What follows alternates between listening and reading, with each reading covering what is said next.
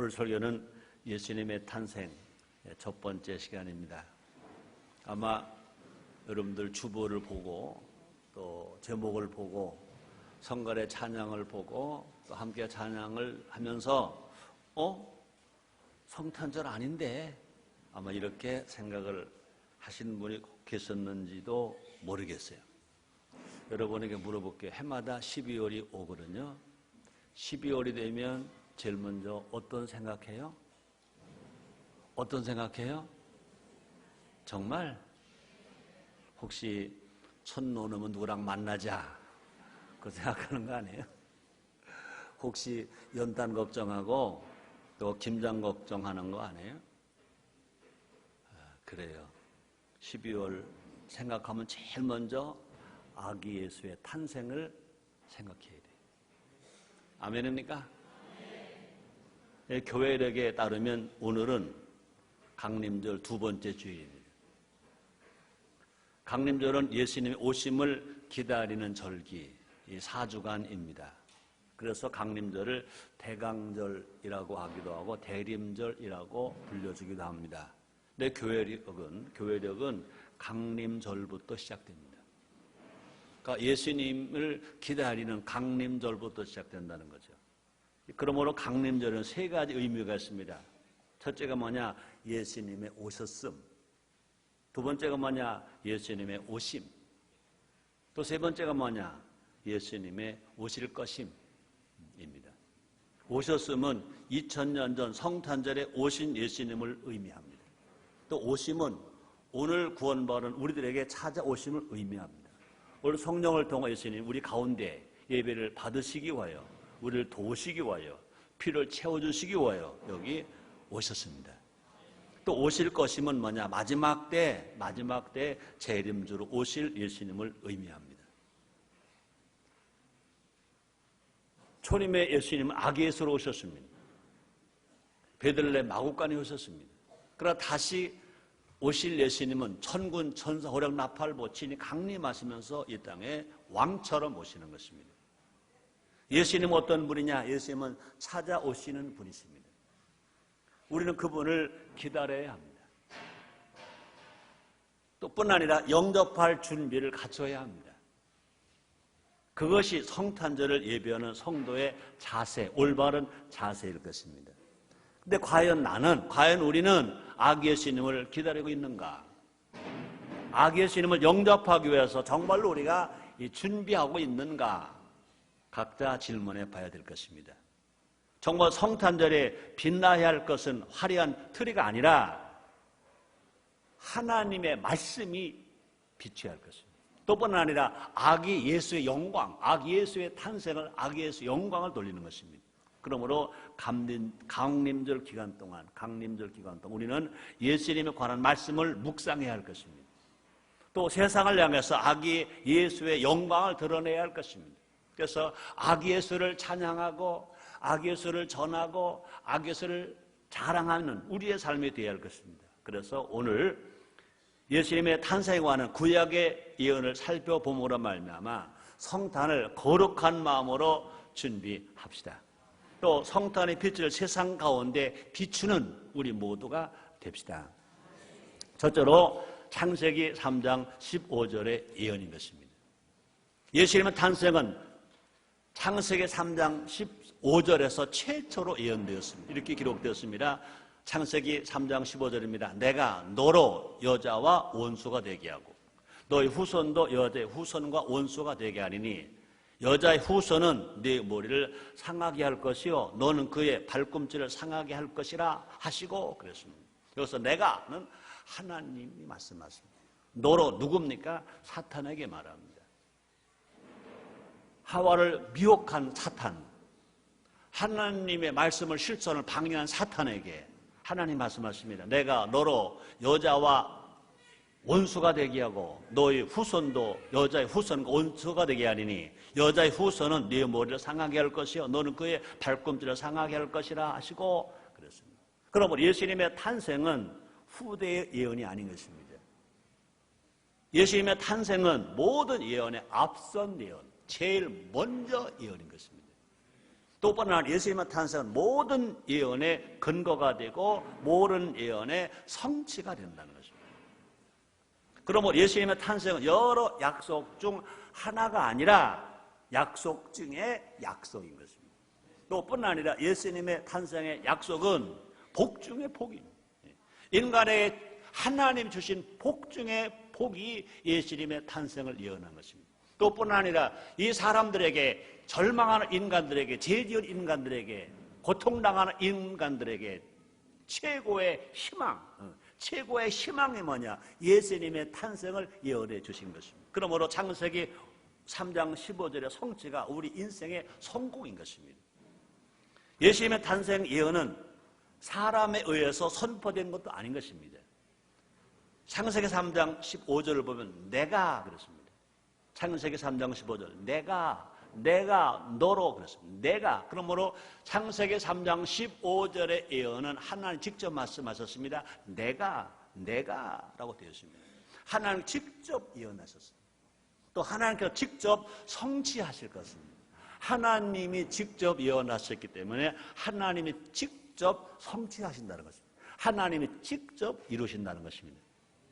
하나님께서 직접 예언하실 정도로 예수님의 탄생은 아주 중요한 것입니다. 예수님의 탄생은 인류에게 중요한 것 중에 중요한 것, 중요한 것 중에 중요한 것, 중요한 것 중에 중요한 것입니다. 창세기 3장 15절이 있기에 우리의 인생은 희망이 있다는 것입니다. 창세기 3장 15절이 예언되어 있지 않다면 죄지은 인간에게는 희망이 없어요. 절망인 것입니다. 또뿐 아니라 창세기 3장 15절 예언이 있기 때문에 인류의 역사에는 미래가 있다는 것입니다. 그러므로 우리는요, 세상이 아무리 어려워도 인생에게는 희망이 있고 인류에게는 미래가 있습니다. 창세기 3장 15절이 없다고 생각해 보십시오. 무슨 희망으로 우리가 살아갈 수가 있겠습니까? 아무리 열심을 내서 살아간다 하더라도 결국은 죽음이고 결국은 지옥인 것입니다. 희망이 없어 절망인 것입니다. 그러므로 창세기 3장 15절은 하나님이 인류에게 주신, 인간에게 주신 최고의 은혜, 하나님의 은혜 중에 최고의 은혜가 뭐냐? 창세기 3장 15절을 예언으로 주셨다는 것입니다.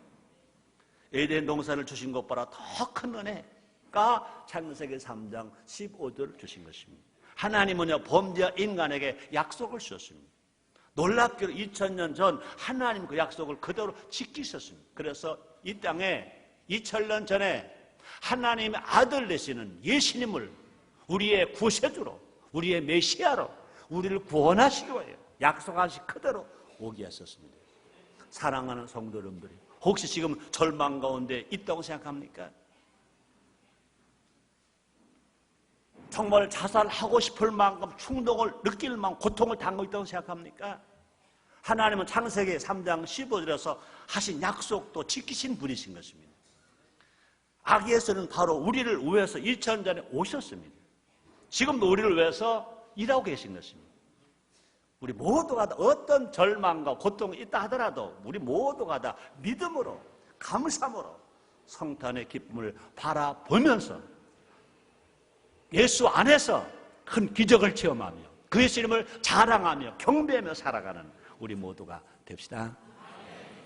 두 번째, 이사야서 7장 14절의 예언인 것입니다. 예수님의 탄생은 동정녀 탄생이라고 그랬습니다. 남자를 알지 못하는 여자 동정녀 탄생이라고 그랬어요. 그래서 신약에서 말씀합니다. 누가복음 1장 34절입니다. 마리아가 천사에게 말하되 나는 사내를 알지 못하니 어찌 일이 있으리까? 천사가 마리아를 찾아왔습니다. 너는 잉태할 것이다. 근데 너 잉태는 성령의 잉태다 그랬습니다. 그러므로 동정녀 탄생에는 예수님께서 아담의 후손이 아니라는 것입니다. 아담은 범죄자입니다. 하나님의 불순종했습니다. 아담은 죄인입니다. 그러므로 예수님 땅에 오신 것은 아담의 후손으로 오실 수가 없습니다. 아담의 후손은 온다면 우리의 구세주가 되실 수 없어요. 왜? 같은 죄인이기 때문에. 그러나 예수님은요, 아담의 후손이 아니기 때문에 죄와 아무런 상관이 없는 것입니다. 예수님은요, 성령으로 잉태하셨다 그랬습니다. 마태복음 1장 18절입니다. 예수 그리스도의 나심은 이러하니라. 그 멋진 마리아가 요셉과 정혼하고 동거하기 전에 성령으로 잉태된 것이 나타났나니 마리아가 요셉과 정혼했습니다.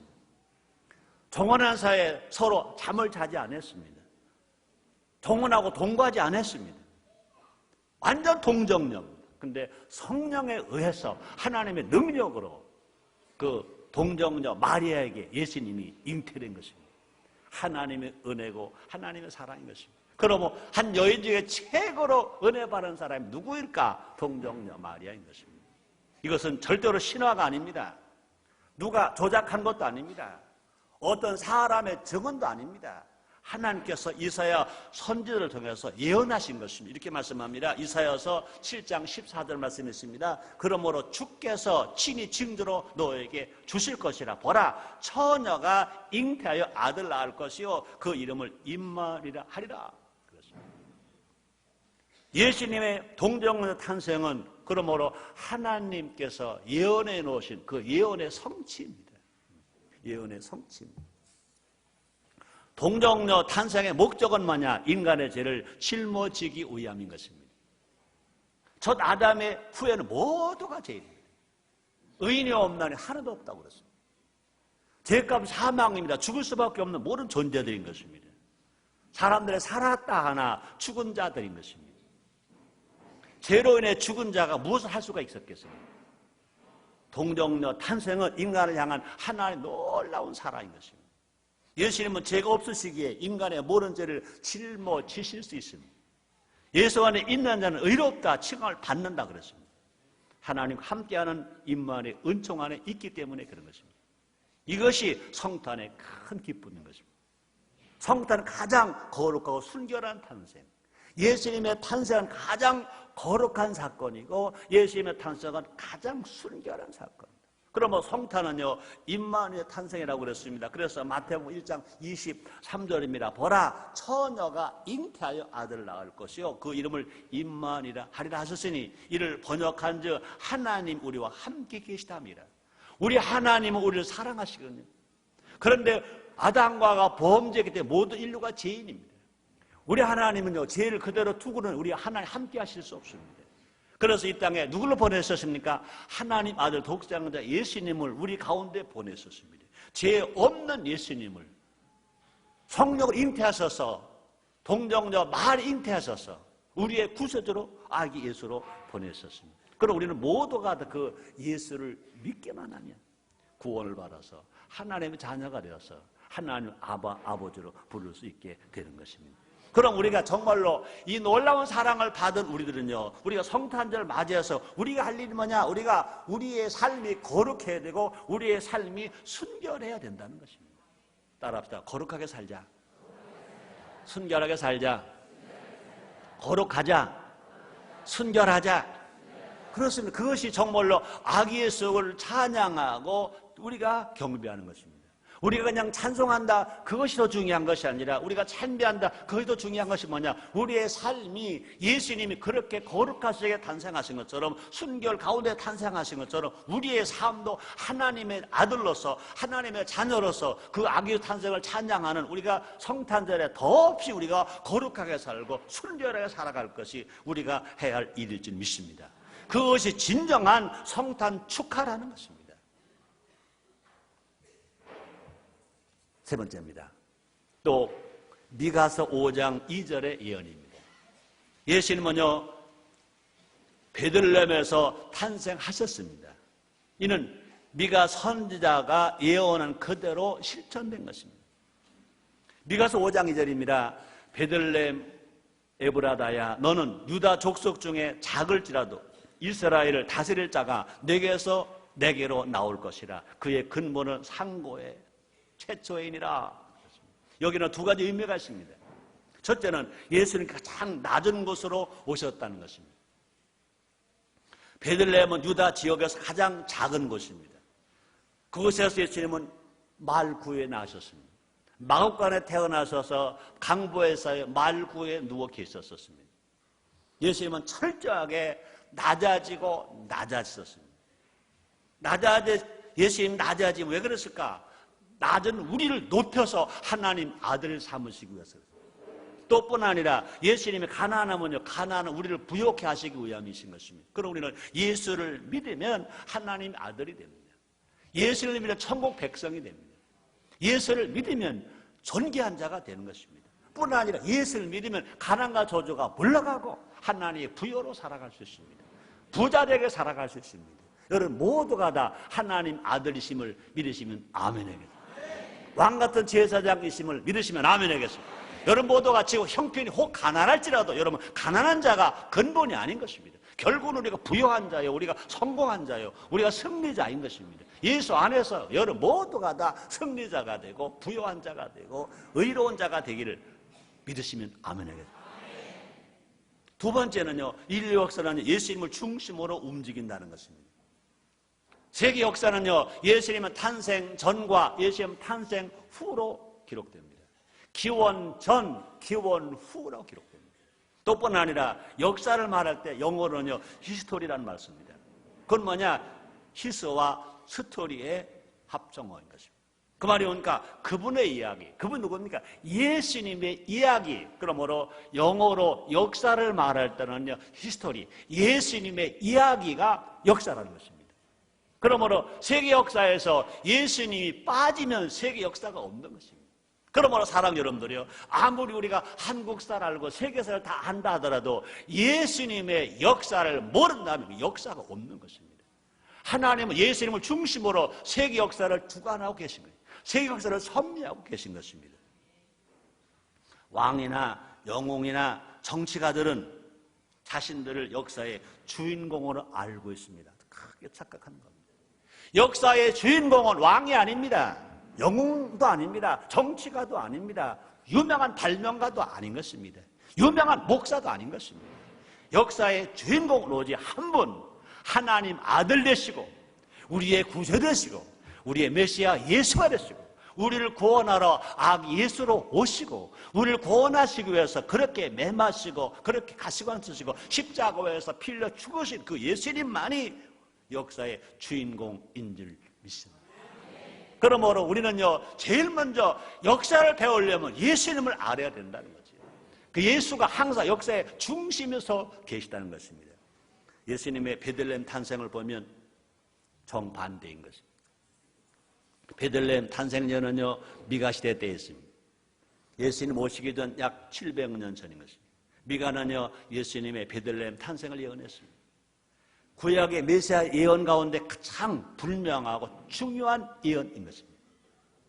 어느 선지자처럼 명확하게 예언하는 경우는 드물다는 것입니다. 예언의 성취에는요, 로마 황제가 한 몫을 감당합니다. 볼까요? 누가복음 2장 1절에 보니까 이렇게 기록되었습니다. 이때 가이사 아구도스가 명을 내려 천하로 다 호적하라 하였으니였습니다. 이 명령 때문에 요셉과 마리아는 어디로 갑니까? 베들레헴으로 올라갑니다. 로마 황제가 자신이 무슨 일을 하는지 알았을까요? 로마 황제는 자신이 역사의 주인공으로 착각했을 것입니다. 실상은 로마 황제조차도 예수님 나심을 준비한 것입니다. 알고 했든 모르고 했든 결국 하나님이 다 섭리하신다는 것입니다. 그러므로 분명한 것은 뭐냐? 역사의 주인공은 예수님이십니다. 예수님의 탄생은 새 역사의 시작입니다. 예수님의 탄생은 새 역사의 시작인 것입니다. 우리 모두가 다 역사의 주인 되시는 예수님 앞에 무릎을 꿇읍시다. 이 세상에서 아무리 물질이 많고 명예가 있고 권세가 있다 하더라도 왕이 되었든 임금이 되었든 정말로 인간이 할 일 뭐냐? 예수님 앞에 무릎을 꿇고 예수님의 음성을 듣고 예수를 믿고 예수의 뜻을 따라 살아가는 것이 정말로 인생을 실패당하지 아니하고 성공으로 살아갈 길인 줄 믿습니다.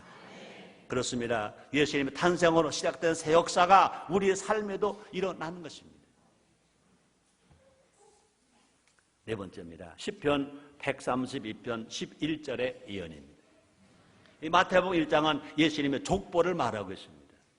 예수님을 아브라함과 다윗의 자손으로 소개하고 있습니다. 보세요. 마태복음 1장 1절입니다. 아브라함과 다윗의 자손 예수 그리스도의 세계라.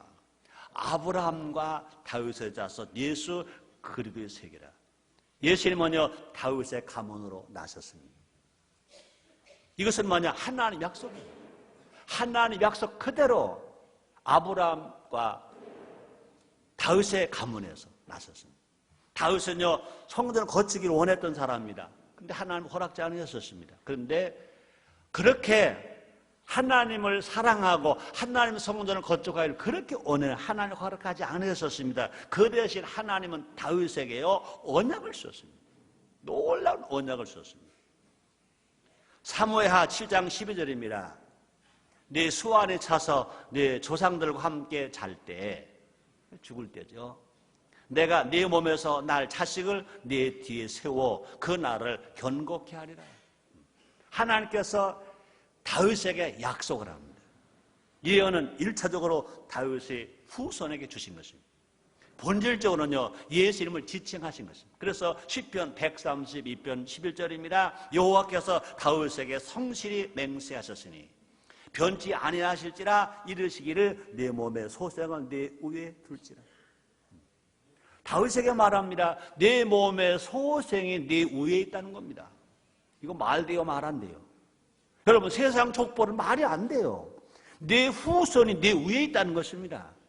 하나님 다윗 왕이여 말한 겁니다. 그 말이 뭐냐? 결과적으로 다윗도 그 예수 안에 있다는 것입니다.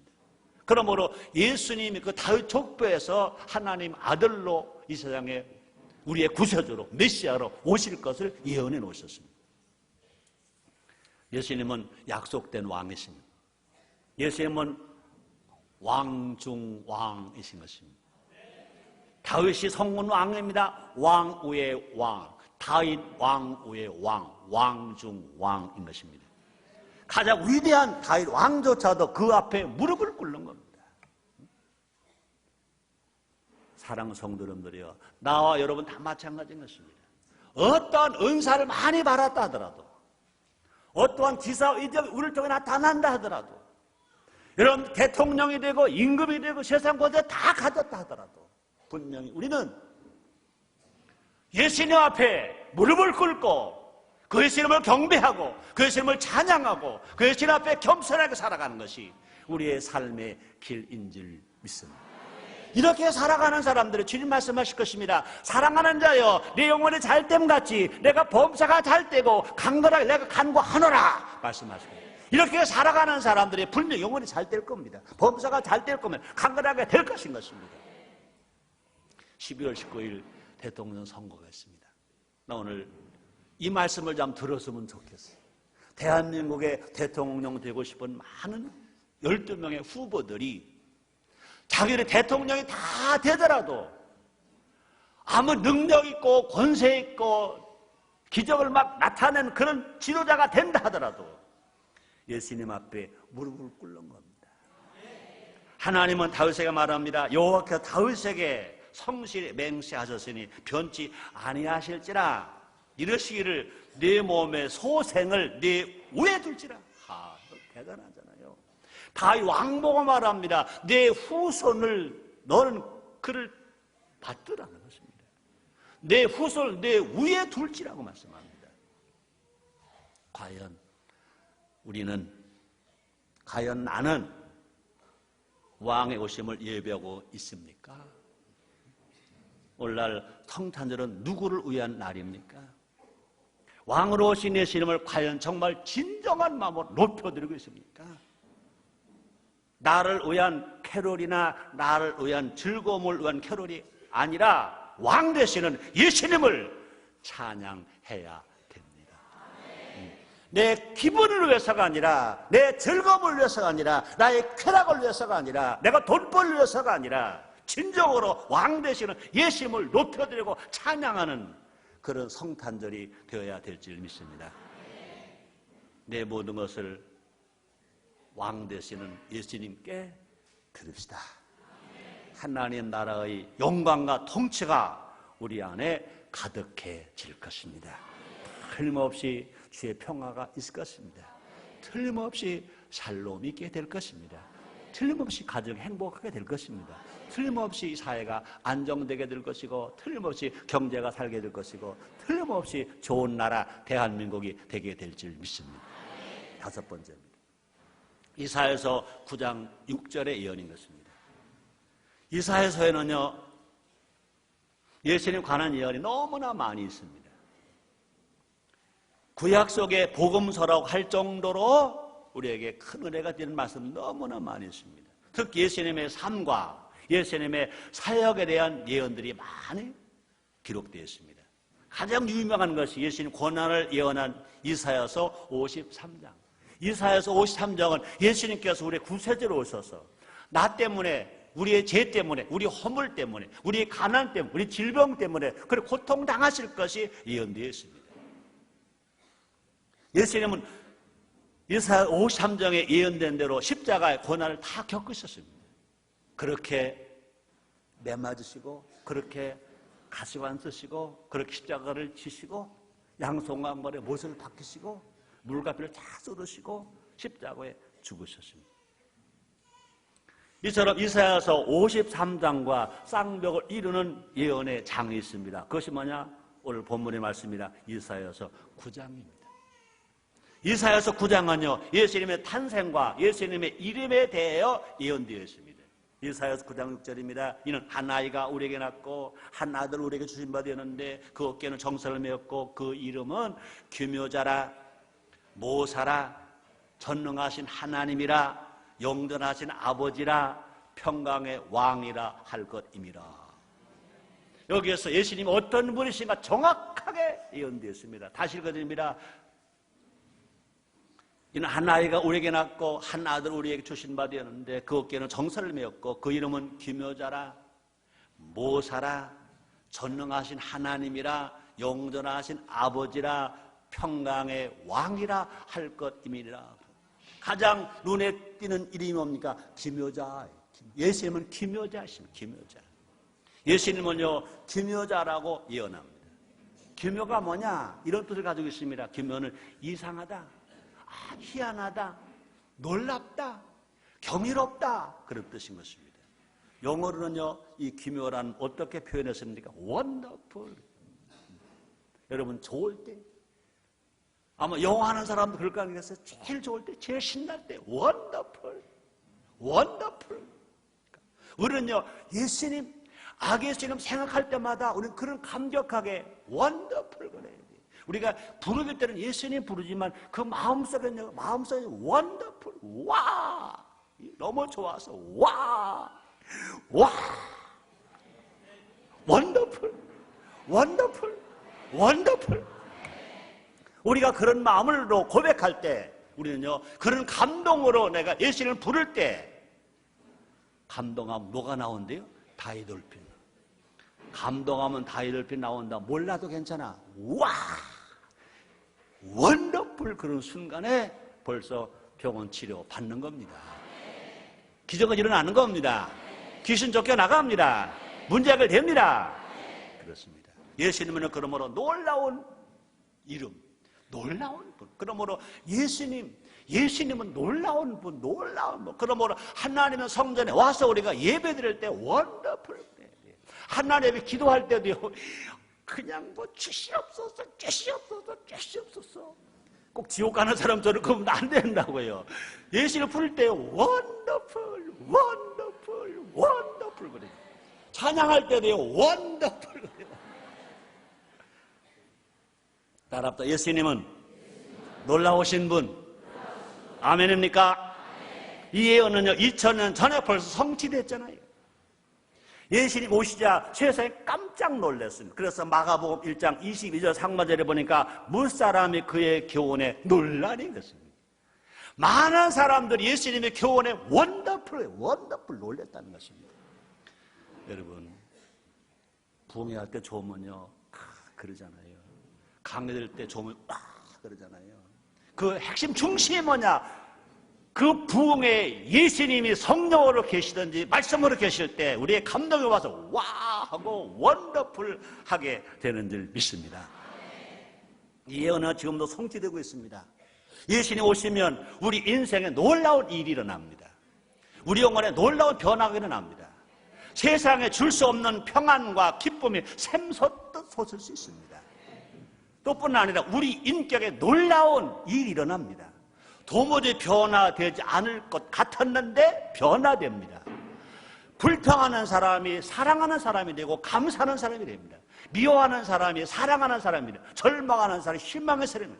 안 된다고 했던 사람이 된다고 말합니다. 이것이 놀랍게 정말로 주님으로 받던 은혜와 능력의 변화이게 되는 줄 믿습니다. 우리의 삶에 놀라운 일은 난다는 것입니다. 불가능이 가능하게 됩니다. 또뿐 아니라 사람 팔자가 막 바뀝니다. 인생 역전이 막 일어납니다.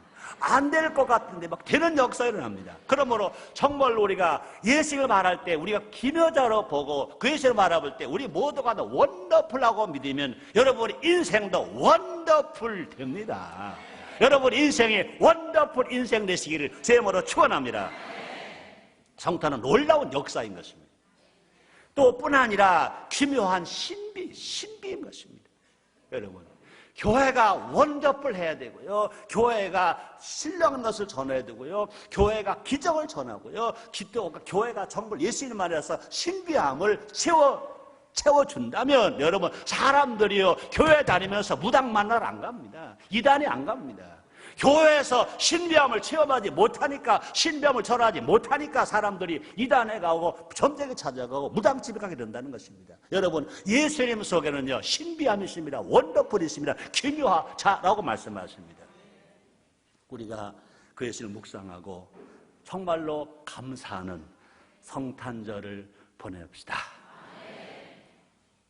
기묘자이시고 모사이시고 전능하신 예수님께서 우리와 함께 계셔 주십니다. 우리를 붙들고 계십니다. 힘을 주십니다. 은혜를 주십니다. 능력을 주십니다. 치료해 주십니다. 해결해 주십니다. 예수님을 믿읍시다. 모십시다. 높여드립시다. 찬양합시다. 이 놀라운 체험을 하지 못한 아직 불신자 중에 있는 가족, 친척, 친구, 이웃에게, 시민에게 예수님을 자랑합시다. 전합시다. 결론입니다. 오늘 설교는 예수님의 탄생입니다. 예수님은 구약에 예언된 대로 오셨습니다. 장차 마지막 때에도 말씀 예언대로 분명히 다시 오시게 될 것입니다. 지금도 성령은 말씀을 통하여 우리 가운데 예수님을 오게 하시는 것입니다. 그 예수님을 우리가 믿으면 됩니다. 모시면 됩니다. 지금도 그 기적은 일어나게 되는 것입니다. 우리 모두가 깨어 기다립시다. 말씀을 묵상하며 사모합시다. 아기 예수께서 우리의 삶의 거룩한 빛으로 찾아오셔서 우리의 삶을 깜짝 놀라도록 아름답게 변화시켜 주실 것입니다. 분명히 대한민국은 살게 됩니다. 분명히 여러분의 가정은 행복하게 됩니다. 분명히 여러분의 꿈은 이루어집니다. 기도하겠습니다. 하나님 아버지 감사합니다. 날마다 사랑해 주시니 감사합니다. 우리를 사랑하셔서 아담을 사랑하셔서 사람을 사랑하셔서 창세기 3장 15절 예언부터 계속하여 그 시대마다 예언해 주셨고 때가 되매 그 예수님이 오셨고 또 감사하게도 우리가 교회 생활, 교회 시대 생활하는 것, 성령 시대 생활하는 것 너무너무 감사합니다. 우리 모두가 다 2007년 성탄절을 맞이해서 잃어버린 신앙 회복하게 해 주옵소서. 삶의 큰 변화와 기적을 체험하며 하나님 아버지께 영광 돌리게 해 주옵소서. 매일매일 슬프게 살지 말고 기쁘게 살게 하옵소서. 매일매일 절망으로 살지 말고 소망으로 원더풀하며 살게 해 주옵소서. 예수님의 이름으로 기도드리옵나이다. 아멘.